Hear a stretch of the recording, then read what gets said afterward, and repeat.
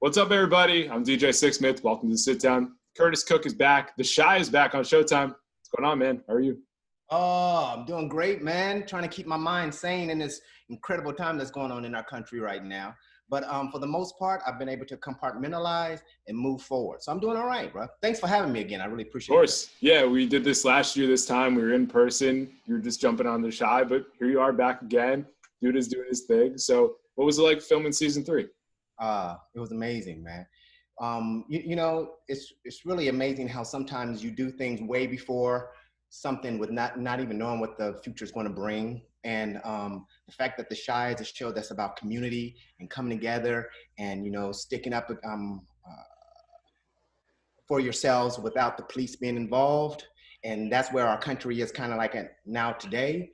It's amazing, the foresight that Lena and Fox 21 and Showtime had. It was amazing. I mean, the new folk coming in, the new energy that was there. I had a great time this season. Great time. What was the biggest difference from season 2 where you're just establishing your character to season 3 where you're like, all right, been there, done that. There's some new people coming in, but I know what to expect. For me, the biggest difference was that last year I had these two dual sides to play of Otis Perry. He was the businessman, and then on the other side, he was the head of the 63rd Street mob.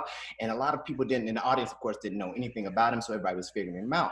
So I was like, okay, so I felt like I kind of got a handle on those two things, kind of figuring out how to play and how to switch that key when I needed to. Then they come in this year, they're like, and you know what else? We're gonna have him run for mayor of Chicago. So I'm like, okay, hold on. So I gotta be the businessman, and then I have to be the gangster mob leader, and then I have to throw in a politician with all of that, smiley thing on top of it. But it's an actor's dream, you know what I mean? To be able to try that trifecta and bring it all together and bring it in a way that's realistic and is not overly played. I hope I pulled it off. I did my best to pull it off. I did a lot of research, and I had a great time doing it. So what was the research like in terms of getting ready for this season? Because you've done the politician thing with House of Cards, but being a mayor that's multifaceted like this, a little bit of a different story. The research period was in depth. And it was because like I said, I didn't want to have those things be big alarm bells. You know what I mean? He had to keep that sense of danger to him sometimes, but he had to be a person that if you were to get in a room with him and talk to him, that you kind of liked him. You know what I mean? So I started to look at politicians who somehow made it through there, but were kind of known as being gangsters or kind of known as being devious. One particularly comes to mind, and so I started kind of looking at how they finagle their way through and all of that kind of stuff, and in going through that process, got me to respect the game of manipulation and communication. You know what I mean? Sometimes people say exactly what they're going to do, but a lot of people hear what they want to hear. You know what I mean? So being able to finesse that was a big arc for me. It was a big challenge for me.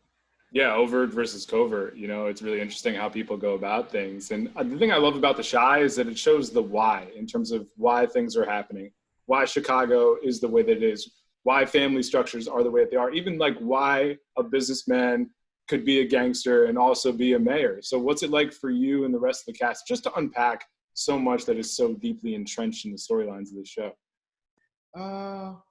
It's heavy, man. I mean, this season, there's a lot of mystery going on. There's a lot of pain that's going on. We're taking on a huge social issue with the missing of Keisha, and it's beautiful to see how this community rallies together to find this Black girl, which has been ignored a lot in real time. So the impacting of how art imitates life and how we really need to take time, because sometimes I feel like what television and movies do, they show us stuff that's happening every day, but as we're living it, we're not really experiencing it. We're not really going through it because we're trying to get to the next day. We're trying to get to the next minute. But sometimes when we're able to sit back and we watch it, then we're able to reflect on our own personal lives, And then we're like, oh, you know what? If that happens again, maybe I'll try this instead because of some piece of art or some piece of new information has come to us. So for us on the set each day, taking our time to really focus on what we want to say at this particular moment was very impactful for us. I think regardless of how long the show goes, even like when it first started, it was such a big deal. This show was coming to TV, but given everything happening in the world right now, like this feels like the most important season for so many different reasons. So what's most important for people to focus on right now? Because a lot of people are trying to listen, educate themselves, just really trying to grasp in more information about why things are happening in the world, why systemic racism exists, why Black lives haven't been mattered in the same way that they need to. What's most important to focus on here with season 3? The humanity of everybody, and especially the humanity of these Black folks living in this community. I mean, it's kind of ridiculous to have to say, we're just like everybody else, and why don't you care, or why don't you matter?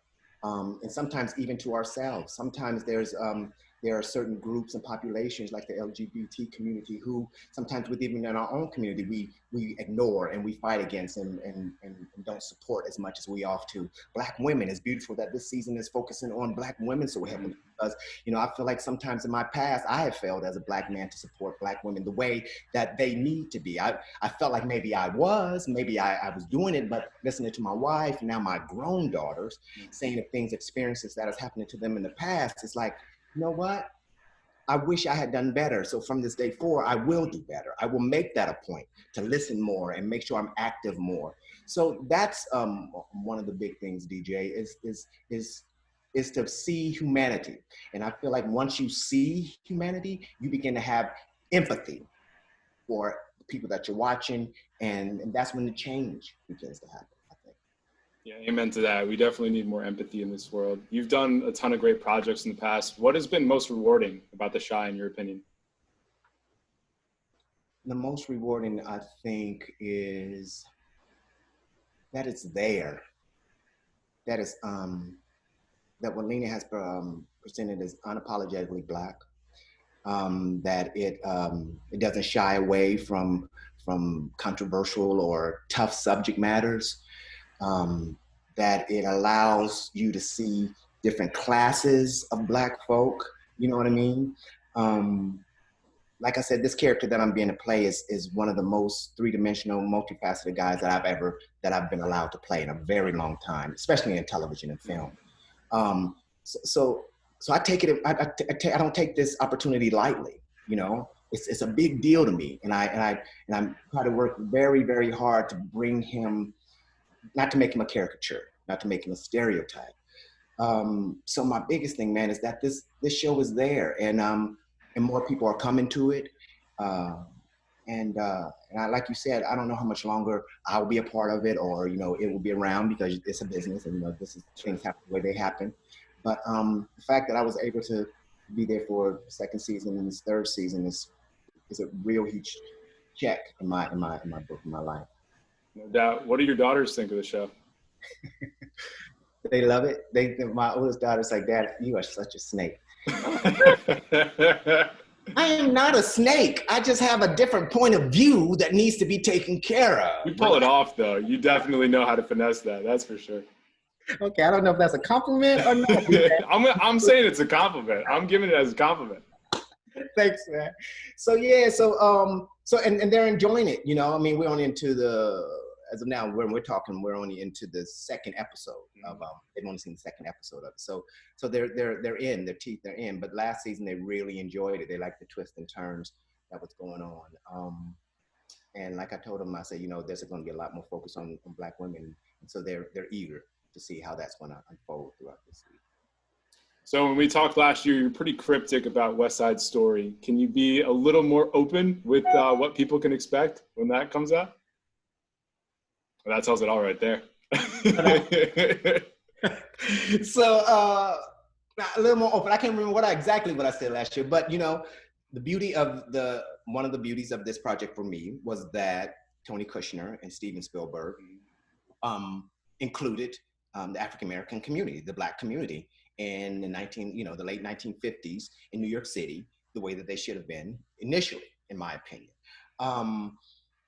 And so what my character brings to the pot and to how it changes the course of the story it's going to be interesting. It's not going to take away from any of the initial storytelling and how the story initially is told, but but it's that piece of the puzzle that I think before you maybe, if you're a big What's That Story fan, you wonder, well, how did or why would this kind of puts a little light on that. It's like, oh, okay, that makes sense now. And then, like I told you last year, being on this set with those amazing folk was very gratifying. You know, I was able to do, like I told you before, work with Scorsese and Sidney Pollack, and, you know, so these big, and then to add Steven Spielberg to the list, I'm like, what? You know, just take me out now. I'm good. Well, I'm looking forward to that. Looking forward to the rest of the shot. Curtis, always a pleasure, man. Be well. Say hi to the fam, and we'll talk to you down the road, all right? I sure will, man. But I also have to, real quick, DJ, just if you don't mind, I just want everybody to know the reason why I'm sitting in my house with my hat on, because I've been here for 3.5 months, and I ain't been able to go to the barber yet. So leave me alone. Don't at me. Don't at me. You'll get it done. Enjoy that quarantine, man. Be well, all right? Love, man.